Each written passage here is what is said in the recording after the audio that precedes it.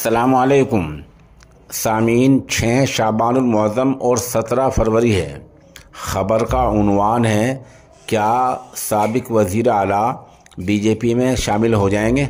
मामला मध्य प्रदेश के साबिक़ वज़ीर आला कमलनाथ का है।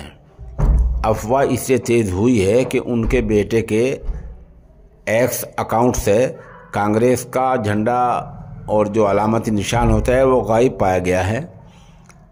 उनके बेटे और ख़ुद कमलनाथ मध्य प्रदेश से कुछ देर पहले दिल्ली के लिए रवाना हो गए हैं। कयास आराइयाँ बहुत तेज़ हो गई हैं और इस बारे में सियासी हलचल तेज़ हैं कि क्या कांग्रेस पार्टी के कदावर लीडर और मध्य प्रदेश के साबिक़ वज़ीर आला कमलनाथ बीजेपी में शामिल हो जाएंगे। आप हमारे साथ बने रहें। ख़बर जैसे जैसे अपडेट होगी हम आपको उससे मुत्तला करते रहेंगे।